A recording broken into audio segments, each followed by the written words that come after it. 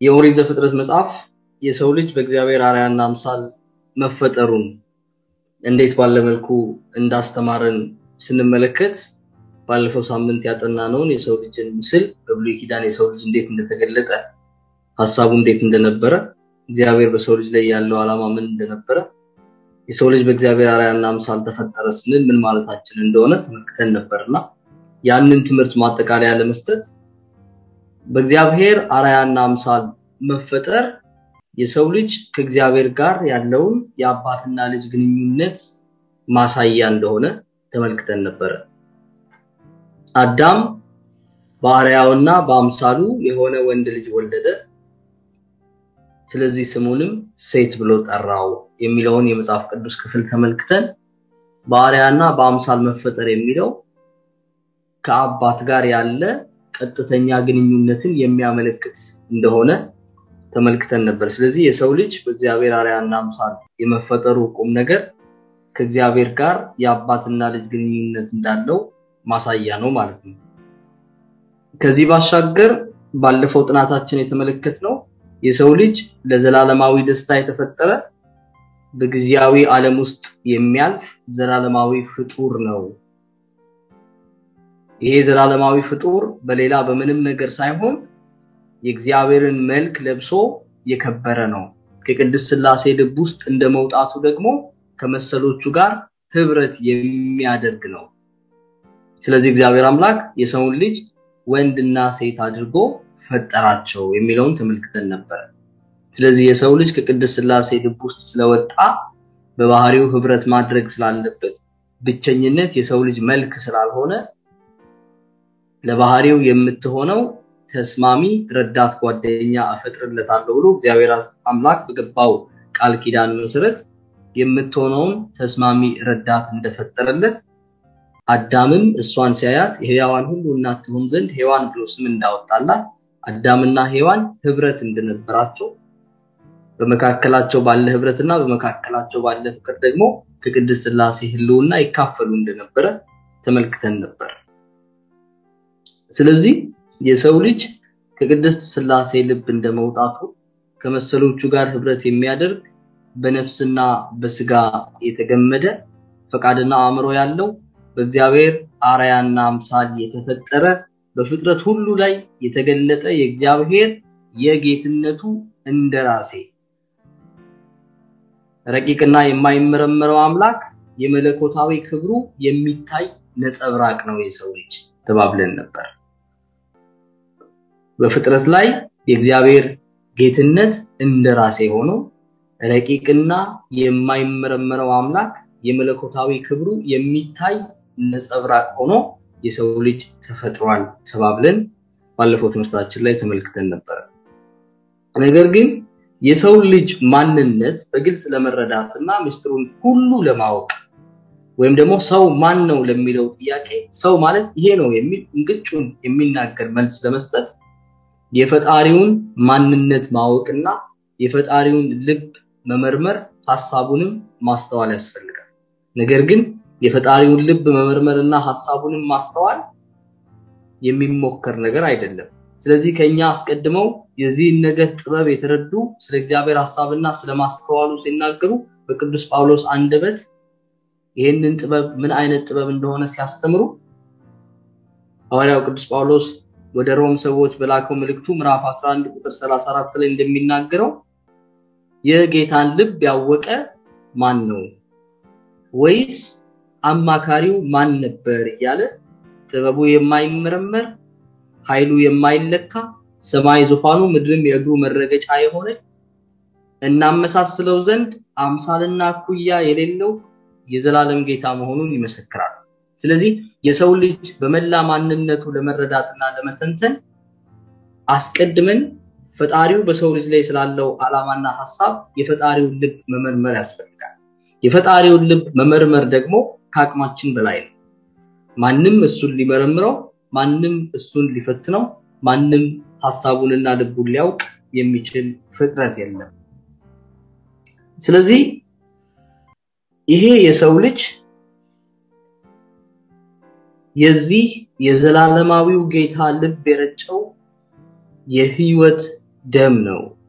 ይሄ ዘላለማዊው የጌታ ልብ የረጨው ህይወት የረጨው ክብር የረጨው ህልውናና ደስታ ሀብቱ ሆኖለት በዚህ ሁላ ነገር ተባርኮ በዚህ ሁላ ነገር ተሸልሞ የተፈጠረ ፍጡር ነው።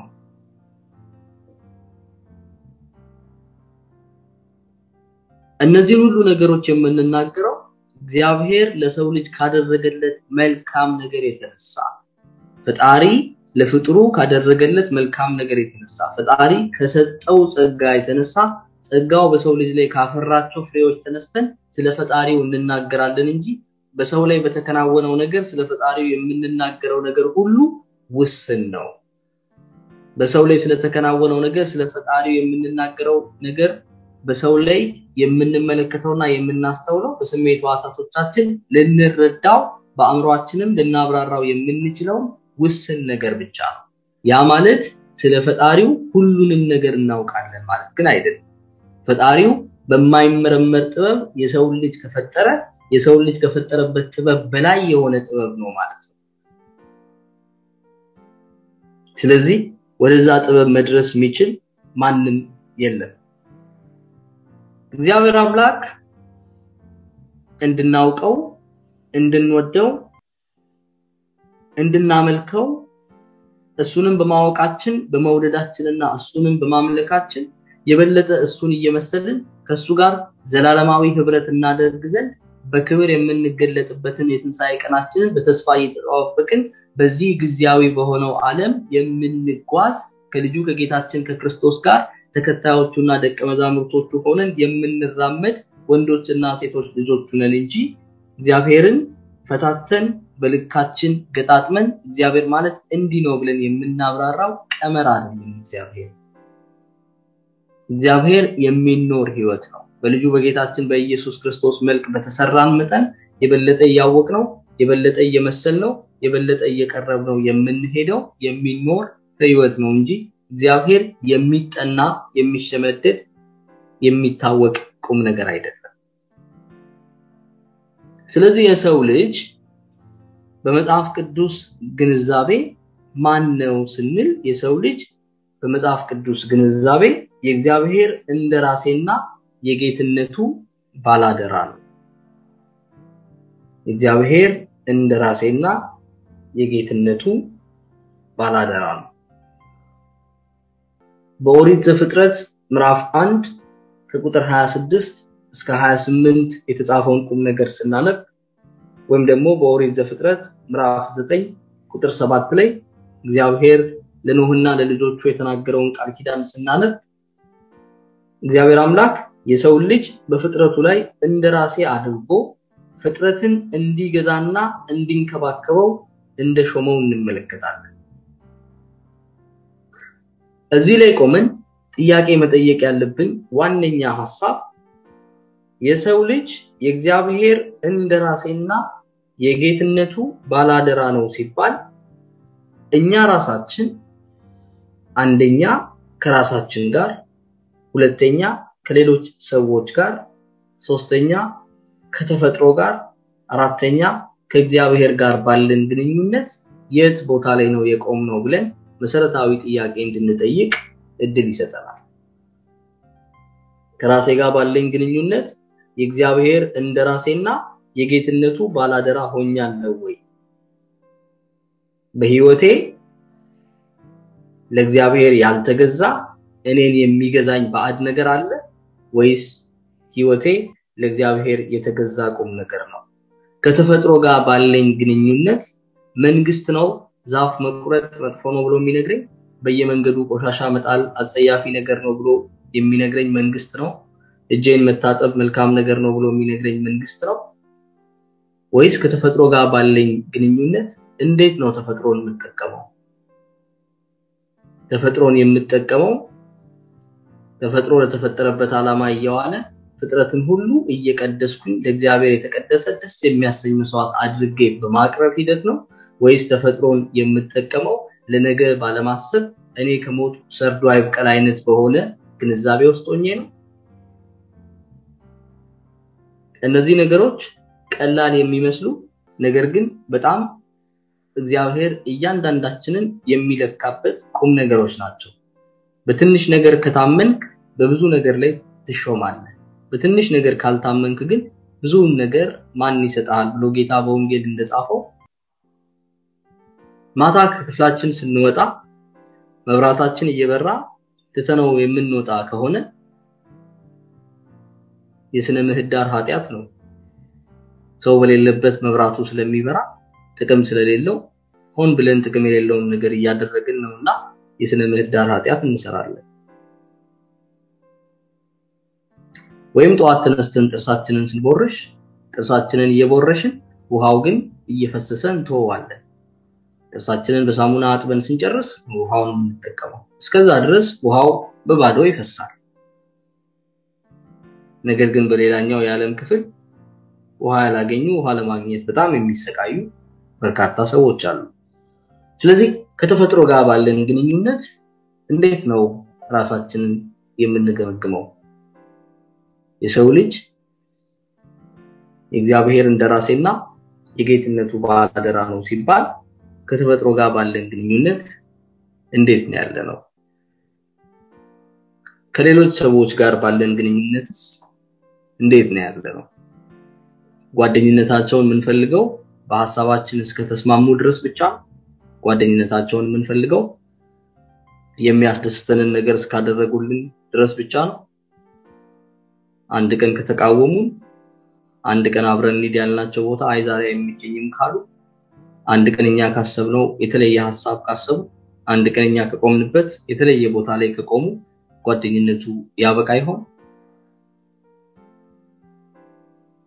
ስለዚህ እነዚህ መሰረታዊ ነገሮች ናቸው። በትዳር መካከል በጓደኝነት በሪሌሽንሺፕ ሌላውን ሰው እንዴት ነው የምንመለከተው? ሌላው ሰው የኛ እርካታ የሚረጋገጥበት ምንጭ ነው ወይስ ሌላው ሰው በእኛ አማካኝነት የሚቀደስና ለተፈጠረበት ዓላማ እንዲውል የሚታገዝ ነው? ከሌላኛው ሰው ላይ ያለውን ነገር አሟጠን እንጠቀማለን ወይስ በሌላኛው ሰው ውስጥ ያለውን ችሎታ ተመልክተን በዛ ችሎታ ወደሚፈለግበት ቦታ ሁሉ እንዲያድግና እንዲደርስ እንደግፈዋለን? ስለዚህ እንዴት ነው ከሰዎች ጋር ያለን ግንኙነት? በስራ ቦታችን ላይ እንዴት ነው የምንሰራው? መኪና ስንነዳ እንዴት ነው የምንነዳው? ካሜራ ከሌለ መብራት ከሌለ ማዞር ያለብን ረጅም ቦታ ሄደን እንደሆነ ያወቀን ባጭሩ በኩል እናዞራለን ወይስ በረጅሙ መንገድ ነው ሄደን የምናዞረው? ፓርክ ማድረግ የማይፈቀድበት ቦታ ላይ ፖሊስ ከሌለ ፓርክ እናደርጋለን ወይስ ፕሪንሲፕሉን አክብረን ፓርክ እናደርግ? የእግዚአብሔር የጌትነቱ ባላደራ መሆን ማለት በየቀኑ በምንኖረው ኑሮ ተጨባጭ በሆነ መልኩ ፍጥረትን ሁሉ የመቀደስ ጥሪ ነው። ፍጥረትን ሁሉ የመቀደስ ጥሪ ሌላ በጣም የተወሳሰበ ሰማይ ላይ ያለ ሐሳብ ሳይሆን ፍጥረት ሁሉ ለተፈጠረበት ዓላማ ይውል ዘንድ ፍጥረትን ሁሉ ለተፈጠረበት ዓላማ ብቻ መጠቀም ማለት ነው። ፍጥረትን ከተፈጠረበት ዓላማ ውጪ ወስደን አለመጠቀም ማለት ነው።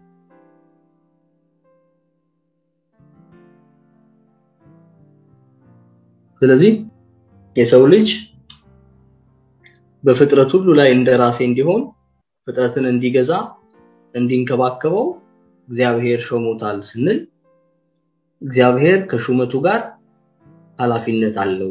እግዚአብሔር ከሹመቱ ጋር ኃላፊነትንም ይሰጣል። እግዚአብሔር በሾመን በየትኛውም ስፍራ በየትኛውም ቦታ በየትኛውም አገልግሎት ሂሳቡን ለማወራረድ የሚመጣበት ቀን አለ።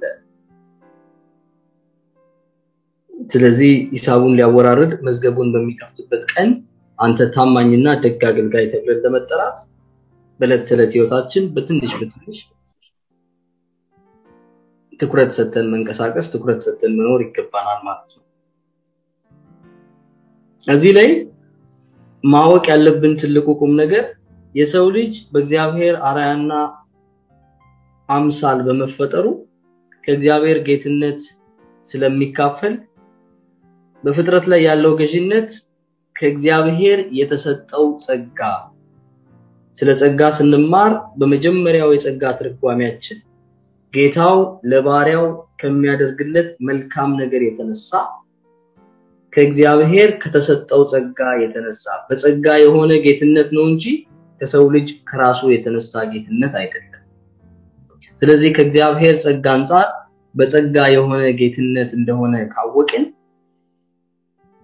ከኛ በላይ ያለ ያንን ጸጋ የሰጠን ጌታ እንዳለ ካወቅን በእኛ ስር ያሉት ነገሮችን የምናስተዳድርበትን ያስተዳደር ስርዓት መከለስ ያስፈልገናል። የቤት ሰራተኞች ካሉን የቤት ሰራተኞቻችንን እንዴት ነው የምንመለከታቸው? ወይ በማህበረሰቡ ውስጥ ዝቅተኛ ስፍራ የሚሰጣቸው ሰዎች እንዴት ነው የምንመለከታቸው?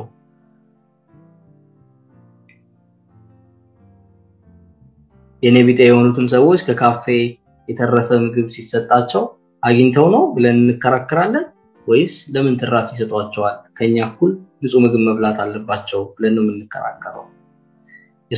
የሰዎችን ሁኔታ የምንለካው ሰዎቹ ከወደቁበት ውድቀት ጥግ አንፃር ነው ወይስ ሰዎቹ በቅድስት ሥላሴ አርአያና አምሳል ከመፈጠራቸው ቁም ነገር አንፃር ነው ዋጋቸውን የምናሰላው? እነዚህ መሰረታዊ ጥያቄዎች ናቸው።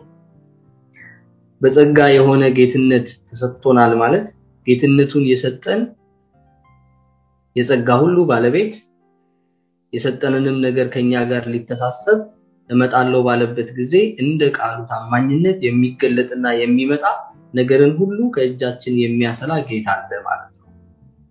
ስለዚህ ለዛ ጌታ ስለምትናገሩት ስለእያንዳንዱ ቃል እንኳን በሱ ፊት መልስ ትሰጡበታላችሁ ብሎ እንደተናገረ ጌታ ስለእያንዳንዱ ነገር መልስ እንሰጥበት ዘንድ አለንና እያንዳንዱን ነገር ምን እንደምንመልስ ያያሰብን እንድንንቀሳቀስ መጽሐፍ ቅዱስ ላይ ያለው የሰውነት ግንዛቤ ስለ ሰውነታችን የሚነግረን ሰው ስለመሆናችን ቁም ነገር የሚያስታውሰን እንዲህ ባለ ማስተዋል እንድንመላለስ።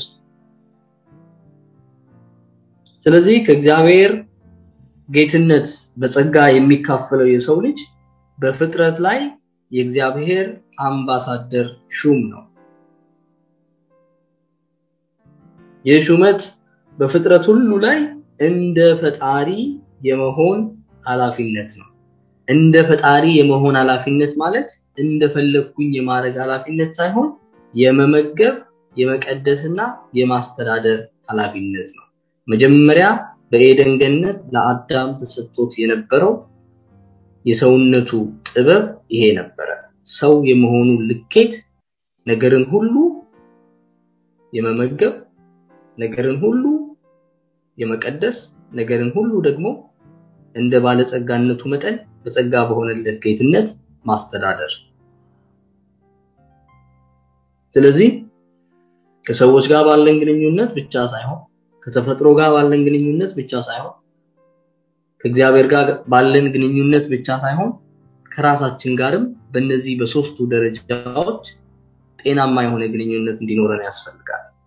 መመገብ፣ መቀደስና ማስተዳደር ከራሴ ጋር። አትግደል የሚለው የእግዚአብሔር ሕግ ሌላውን ሰው ስለመግደል ብቻ ሳይሆን ራሴን በነፍስና በስጋ ስለመግደልም ይመለከታል። ሌላውን ለመግደል የሚነሳ አስቀድሞ የሞተ ነው። ምክንያቱም ህይወት ካለበት ነገር ውስጥ ህይወት ይወጣል እንጂ ህይወት ካለበት ነገር ውስጥ ህይወት ማጥፋት የሚባል ሐሳብ አይወጣም።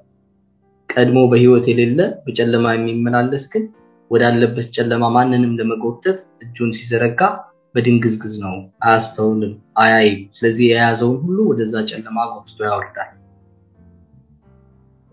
ስለዚህ አስቀድሞ ከራሳችን ጋር መመገብ፣ መቀደስና ማስተዳደር የሚሉት እነዚህ ሶስት ቁም ነገሮች በገዛ ራሳችን ህይወት ሊገለጡ ይገባቸዋል። ምንድነው የምንመገበው? ክርስቶስን ለመምሰል ከክርስቶስ ሌላ ምን እንመገባለን? በምንድነው የምንቀደሰው? ክርስቶስን ለመምሰል ከክርስቶስ ሌላ በምን እንቀደሳለን? ራሳችንን እንዴት ነው የምናስተዳድረው? ራሳችንን ለማስተዳደር ከክርስቶስ ሌላ ማን አብነት ይሆንልናል? ስለዚህ በመጽሐፍ ቅዱስ ግንዛቤ የሰው ልጅ በክርስቶስ ማንነት ውስጥ የሚመላለስ በክርስቶስ ማንነት ውስጥ የሚመገብ በክርስቶስ ማንነት ውስጥ የሚቀደስ በክርስቶስ ማንነት ውስጥ ራሱን የሚያስተዳድርና ራሱን የሚገዛ ራሱን ከሚያስተዳድርበትና ራሱን ከሚገዛበት ጥበብ የተነሳ ደግሞ ሰዎችን ሁሉ የሚያስተዳድር የሚመግብና የሚቀድስ ተፈጥሮንም የሚያስተዳድር የሚመግብና የሚቀድስ ሆኖ ሁሉን ነገር ለእግዚአብሔር ክብር በልጁ በጌታችን በኢየሱስ ክርስቶስ በኩል በመንፈስ ቅዱስ ሥራ የሚያቀርብ ነው። ነገር ግን እንዲህ ወዳለው ቅድስት ሥላሴያዊ ህብረት ከማደጉ አስቀድሞ የሰው ልጅ ይህንን የቅድስት ሥላሴ መገለጥ አብርሃም በቤቱ ኤክስፒሪየንስ እንዳደረገው ሁሉ በእያንዳንዳችን ህይወት ያንን ለማመደው ተጣጣናል። ነገር ግን ይሄ የመመገብ የመቀደስና የማስተዳደር ኃላፊነት ለሰው ልጅ እንዴት ነበር የተሰጠው ብለን ካሰብን አስቀድሞ እግዚአብሔር አምላክ ለሰው ልጅ ይህንን የሰጠው እንደ በረከት ነው። እንደ መብት ሳይሆን እንደ በረከት ነው የሰጠው። ቡራኬ ነው በላዩ ላይ እግዚአብሔር የተናገረው። ኦሪት ዘፍጥረት ምዕራፍ 1 ቁጥር 28 ላይ ስናነብ የምንመለከተው የተሰጠን ስጦታ እንደ በረከት ነው እንጂ እንደ መብት አይደለም። የተቀበልነው ነገር በረከታችን ነው እንጂ መብታችን አይደለም። በበረከትና በመብት መካከል በርካታ ልዩነቶች አሉ። ምክንያቱም በረከት በባህሪው ከህይወት የሚነሳ ከመብዛት ጋር የሚገናኝ ከፍሬያማነት ጋር የሚገናኝ ከብልጽግና ጋር የሚገናኝ ከእድገት ጋር የሚገናኝ ከስኬት ጋር የሚገናኝ ቁም ነገር ነው። በረከት በነገር ሁሉ ለእግዚአብሔር ክብር መቀደስ ነው። በረከት የሆነ ነገር ማግኘት በሆነ ነገር መበልጸግ በሆነ ነገር መደሰት አይደለም። በረከት በነገር ሁሉ በጌታችን በኢየሱስ ክርስቶስ መልክ በመንፈስ ቅዱስ ሥራ ለእግዚአብሔር አብ የተቀደሰ መስዋዕት አድርገን ራሳችንን ማቅረብ ነው። እግዚአብሔር በሰው ልጅ ላይ የተናገረው በረከት እሱ ነው። ለዛ ነው ጌታ አስቀድማችሁ የእግዚአብሔርን መንግስትና ጽድቁን ፈልጉ የቀረው ሁሉ ይጨመርላችኋል የሚለው። ስለዚህ የሰው ልጅ የተሰጠው ኃላፊነት በምድር ላይ ህይወትንና ፍሬያማነትን ለማምጣት እንጂ ሞትና ጥፋትን ለማምጣት አይደለም። ሞትና ጥፋት የፍጥረት አካል አይደለም። ሞትና ጥፋት ጥሪያችን አይደለም። ይልቁንም የተፈጠርንበትን ዓላማ ሆነን ባልተገኘንባቸው የህይወታችን አቅጣጫዎች ሁሉ ሞትና ጥፋት የምንለማመዳቸው የዕለት ተዕለት ሁኔታዎቻችን ይሆናሉ። ሞት የህይወት አለመኖር እንጂ ሞት የሚባል ራሱን የቻለ ህልውና የለም። ህልውና ከህይወት ጋር የተገናኘ ነው። ሞት የህይወት አለመኖር ነው። ሞት የሚባል ራሱን የቻለ የተፈጠረ ራሱን የቻለ የተገለጠ ህልውና ያለው ነገር የለም። ስለዚህ የሰው ልጅ በእግዚአብሔር አርአያና አምሳል የመፈጠሩ ቁም ነገር ስጋ በለበሰው ቃል በጌታችን በኢየሱስ ክርስቶስ ፍጹም ሰው ፍጹም አምላክ የመሆን ምስጢር ውስጥ በሙላት ተገልጧል። ሐዋርያው ቅዱስ ጳውሎስ በአንደኛ በቆላስይስ መልእክቱ ምዕራፍ 1 ቁጥር 15 ላይ ሲናገር እሱ የማይታየው አምላክ ምሳሌ ነው እያለ የእግዚአብሔር ፍጹማዊ መልክ ጌታችን ኢየሱስ ክርስቶስ ራሱ መሆኑን ይናገራል።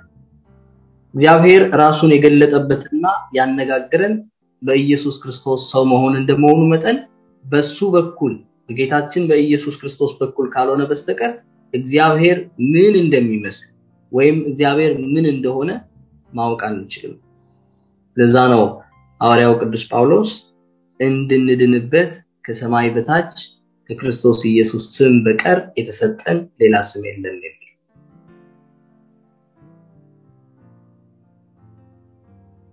ነገር ግን ስለ እግዚአብሔር ከማወቃችን በፊት የሰው ልጅ ስለ ሰው ማንነት ያውቅ ዘንድ እሱ ራሱ ስለኛ ስለያንዳንዳችን መዳን ሰው መሆን ነበረበት። ከሱ ሰውነት ሰው መሆንን እንድንማር አምላክ የነበረው ሰው መሆን ነበረበት። ቅዱስ ጳውሎስ በመልእክቶቹ ዮሐንስም በወንጌሉ በተለይ በዮሐንስ ወንጌል ምዕራፍ 1 ከቁጥር 1 እስከ 14 ያለውን ባለፈው አንብቡት ብዬ ቤት ስራ ሰጥቻችሁ የነበረውን ክፍል አንብባችሁት ከሆነ የምናየው ቁም ነገር ኢየሱስ እንዴት ባለ መገለጥ አምላክንና የሰውን ማንነት እንደገለጠልን ይናገራል። ጳውሎስ በሁለተኛ ቆሮንቶስ መልእክቱ ምዕራፍ 4 ቁጥር 4 ላይ የእግዚአብሔር የክብሩ ምሳሌ ነው እያለ ስለ ኢየሱስ ይናገራል። ደግሞ በሌላ ቦታ በቆላስይስ 1:15 ላይ እሱ የማይታየው አምላክ ምሳሌ ነው የፍጥረትም ሁሉ በኩር ነው እያለ ስለ ኢየሱስ ማንነት ይናገራል።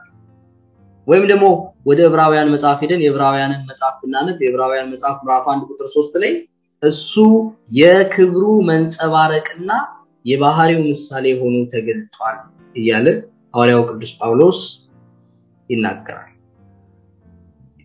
ስለዚህ ለሐዋርያው ቅዱስ ጳውሎስ አማኝ ማለት ምን ማለት ነው የሚለው ሐሳብ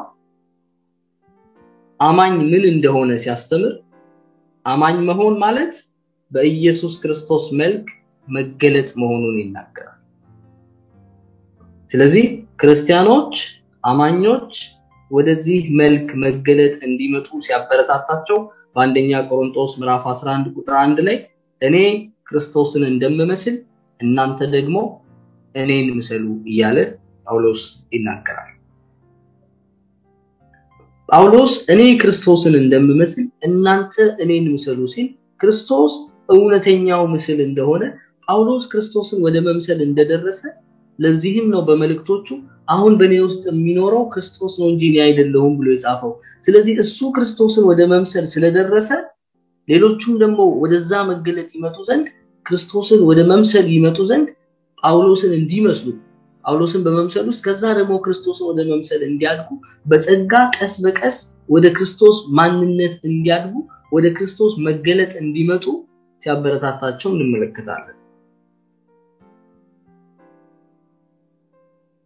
ይሄንን ሐሳብ ይዘን ሁልጊዜ እንደምናደርገው ወደ ብሉይ ኪዳን ተመልሰን በብሉይ ኪዳን በኦሪት ዘጸአት ምዕራፍ 25 ቁጥር 9 ላይ ብናነብ ታቦቱ እንዴት እንደተቀረጸ ታቦቱ እንዴት እንደተሰራ የሚናገረውን ክፍል ስናጠና ታቦቱ በሰማያዊው ታቦት መልክ እንደተቀረጸ ሁሉ የሰው ልጅ በዘላለማዊው አምሳል በጌታችን በኢየሱስ ክርስቶስ መልክ መቀረጹን ማስተዋል እንችላለን። ሙሴ ታቦቱን ያዘጋጀው በሰማያት ያለውን ዘላለማዊውን ታቦት ተመልክቶ በዛ በሰማያት ባለው ታቦት መልክ በምድር ላይ ይህንን ታቦት እንደቀረጸ ሁሉ ዘላለማዊው የእግዚአብሔር መልክ የሆነው የጌታችን የኢየሱስ ክርስቶስ ማንነት በምድር ላይ ለተፈጠርነው ለኛ እውነተኛ ሰብአዊ ምላታችንና ማንነታችን ነው። ስለዚህ ጳውሎስ ወደዚህ ክብር ሁሉ እንድንደርስ ሲጠራን በኦሪት ዘጸአት ሙሴ የቀረጸው ታቦት በሰማያት ካለው ታቦት ጋር የሰመረ እንደሆነ ሙሴ የቀረጸው ታቦት በሰማያት ያለውን ታቦት እንደሚመስል ሁሉ እኛም በክርስትናችን እኛም በማመናችን እኛም ጥምቀታችን በሰማያት በእግዚአብሔር አብ ቀኝ የተቀመጠው የጌታችን የኢየሱስ ክርስቶስ እውነተኛ መልክ እንዲኖረን ያበረታታናል ማለት ነው። የሰው ልጅ የተፈጠረበት አርአያና አምሳል እውነተኛ መልካችን ሙላቱ የተገለጠው በጌታችን በኢየሱስ ክርስቶስ ነው። የቤተክርስቲያን ሊቅ የሆነው ቅዱስ ኤሬኒዮስ በዚህ ዙሪያ ሲያስተምር በዚህ ዙሪያ ሲናገር እግዚአብሔር አምላክ ሰውን በመልኩ እንደምሳሌው ፈጠረው ስንል የሰው ልጅ የተፈጠረበት መልክና ምሳሌ የልጁ የጌታችን የኢየሱስ ክርስቶስ ዘላለማዊ መልክና ምሳሌ ነው ይላል። ስለዚህ መጽሐፍ እንደሚል ጊዜው በደረሰ ጊዜ ለሰው ልጅ እውነተኛ ማንነቱን ይገልጥለት ዘንድ የሰው ልጅ በኃጢአት በወደቀበት ማንነት ሰውን መስሎ ተገለጠ ይላል። ጌታ ሰውን መስሎ የተገለጠው ሰው መሆን ምን እንደሚመስል ከሱ እንድንማር ነው። ሰው መሆን ምን እንደሚመስል በሱ አብነት ወደዛ ሙላት እንድናድግ ነው። ሰው መሆን ከኛ ግንዛቤና ከኛ ሐሳብ አንፃር የሚተነተን ሳይሆን ሰው መሆን ሰው ሆኖ በተገለጠው በጌታችን በኢየሱስ ክርስቶስ ሕይወት ከታየው እውነትና ቁም ነገር አንፃር የሚተነተን ነው። ስለዚህ እኛ ከሱ ሰው መሆን ምን ማለት እንደሆነ እንማር ዘንድ ዘላለማዊው የእግዚአብሔር ቃል ከአብ ጋር የነበረው አምላክ የነበረው ራሱን ባዶ አድርጎ በሰው ምሳሌ ተገለጠ ስንል የሰውነት ምልአት ምን እንደሚመስል ከሱ እንማር ዘንድ ነው። እግዚአብሔር አምላክ ሰውን በምሳሌያችን እንፍጠር ሲል በልቡ የነበረው የሰው መልክ የልጁ የጌታችን የኢየሱስ ክርስቶስ መልክ ነበር። ስለዚህ ኢየሱስ የአብ መልክ ሆኖ በመንፈስ ቅዱስ ሥራ ሥጋ ለብሶ በእመቤታችን በኩል እንደተገለጠ ሁሉ እኛም እሱን በመምሰል በመንፈስ ቅዱስ ሥራ የልጁን መልክ እየለበስን ወደ አብና ወደ ጣልነው እውነተኛ መልካችን እናድግ ዘንድ ጸጋ በሥራ ላይ ነው። ጸጋ የሚያስፈልገን ለዚህ መሰል ግንባታ ነው።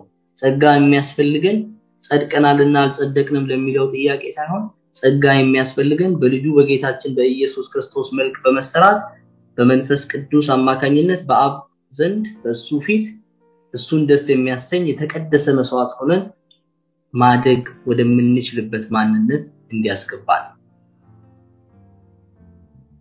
ጸጋ ወደ ትክክለኛው መልካችን ወደ ኢየሱስ ክርስቶስ የሚያሳድገን መለኮታዊ ኃይል ነው። በጸጋ በሚሆን መንፈሳዊ ብልጽግና ኢየሱስ እንደሚናገረው ባሪያዎች ሳንሆን የኢየሱስ ክርስቶስ የልብ ጓደኞች ወደ መሆን እናድጋለን። ከእንግዲህ ወዲህ ጓደኞች እንጂ ባሪያዎች አይደላችሁም የሚለው ጌታ የሱ ጓደኛ ወደ መሆን የሱ የልብ ወዳጅ ወደ መሆን እንድንደርስ የሱ የልብ ወዳጅ ወደ መሆን እንድንመጣ የሚያግዘንን ጸጋ ስለሰጠን። ስለዚህ ወዳጅ ለመሆን የምንወደው ሰው ሐሳብ በውስጣችን ሊኖር ግድ ነው። ወደ ክርስቶስ መልክ እናድግ ዘንድ የሚገራን መንፈስ ቅዱስ አስቀድሞ የራሱ ቤተ መቅደስ አድርጎ የሚቀድሰን ለዛ ነው። ክርስቶስን በውስጣችን እንዲስልልን ያንን የምንጠማውን የምንራበውን ክርስቶስን በውጪ በሌላ ቦታ ሳይሆን በራሳችን ውስጥ እንዲስልልን በልባችን መንበረ ታቦት ላይ እሱ ሕያው እንዲሆን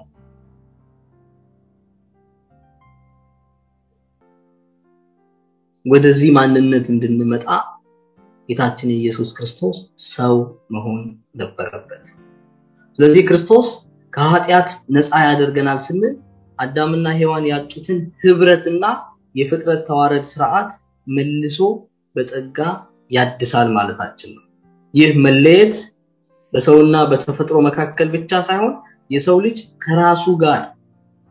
ልጅ ራሱ ከራሱ ጋር መሆን እንዳይችል በአንዱ በሰው ልጅ ውስጥ መከፋፈል እንዲኖር በነፍስና በስጋ መካከል አመጽ እንዲኖር ያደረገ መለያየት ነበር። ጸጋ ይህን አይነቱን መለያየት ስነ ስርዓት የሚያስይዝ የእግዚአብሔር ኃይል ነው።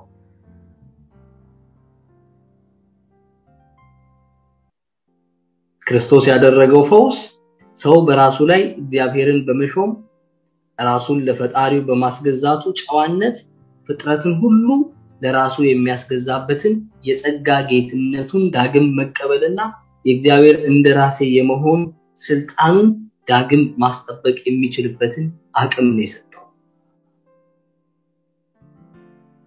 ስለዚህ የሰው ልጅ ሐዋርያው ቅዱስ ጳውሎስ እንደሚለው በክርስቶስ መኖር ብቻ ሳይሆን ክርስቶስ ራሱ በእያንዳንዳችን ውስጥ ሲኖር በሚስጥረ ጥምቀት በተቀበልነው ጸጋ የክርስቶስን ሥራ እየሰራን የሱን መገለጥ በእኛ ውስጥ ነፍስ ዘርቶ እስኪታይ ድረስ በጸጋ ሥራ እያደግን የክርስቶስ መንግስት ተገልጦ በሥራችን ሁሉ ነገርን ሁሉ ለእግዚአብሔር ክብር እየቀደስን እንለወጥ ዘንድ በር የከፈተልን ነው።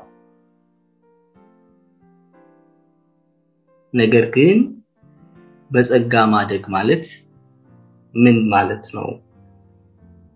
በጸጋ የምናድገው በነፍሳችን ነው ወይስ በስጋችን ነው? ደግሞስ ክርስቶስን መምሰል ምን ማለት ነው? ክርስቶስን የሚመስል ሰው ምን የሚመስል ሰው ነው? የመለኮታዊ ባህሪው ተካፋዮች ትሆናላችሁ ተብሎ እንደተጻፈ የመለኮታዊ ባህሪው ተካፋዮች የምንሆነውስ እንዴት ነው? እነዚህን ደግሞ በቀጣይ ክፍሎች እግዚአብሔር ቢፈቅድ በየተራ እየተመለከትን እየገነባን እንሄዳለን ማለት ነው። ዘርስተልኝ